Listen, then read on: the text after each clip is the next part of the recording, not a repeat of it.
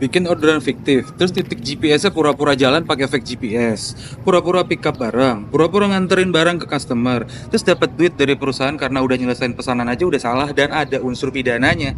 Lah ini, BUMN bikin order fiktif sampai 18-an miliar.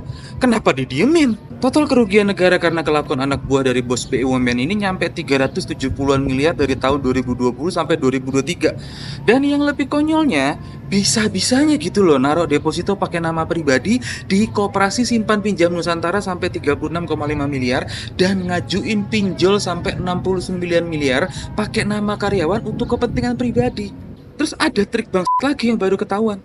Indofarma bikin anak usaha, namanya IGM. Nah, IGM ngejual barang ke Promedik. Karena Promedik ini nggak sanggup bayar, dia ngejual barang ke perusahaan fiktif. Disinilah piutangnya macet sampai 124 miliar. Dan masih banyak lagi kelakuan bang dari anak perusahaan BUMN sampai akhirnya negara jadi rugi 370-an miliar. Yang seharusnya yang ngawasin BUMN itu kan Kementerian BUMN.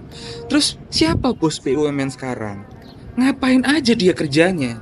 Kenapa hal kayak gini bisa lolos dari pengawasan? Dia itu ngejabat dari tahun 2019. Sedangkan kekacauan anak usaha BUMN terjadinya dari tahun 2020 sampai 2023. Selama 3 tahun itu dia kerjanya ngapain?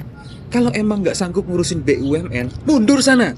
Jangan malah cengengesan sok-sokan kaget pas dengar temuan BPK.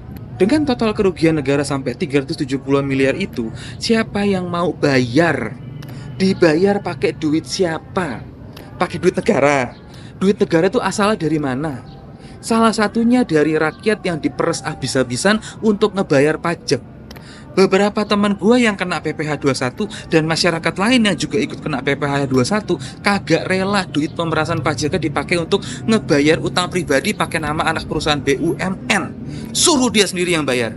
Lu bayangin aja, orang yang punya penghasilan 500 juta ke atas dalam setahun itu dikenain PPh sampai 30%. Berarti dalam setahun itu ada satu orang yang dipotong 180-an juta buat pajak. Tinggal dikaliin berapa juta orang yang kena potong angka itu. Terus duitnya itu dipakai buat bayar utang pribadi anak perusahaan BUMN. Kagak rela. Kalau emang bos BUMN ini nggak bisa kerja, mending ngundurin diri. Apa lo?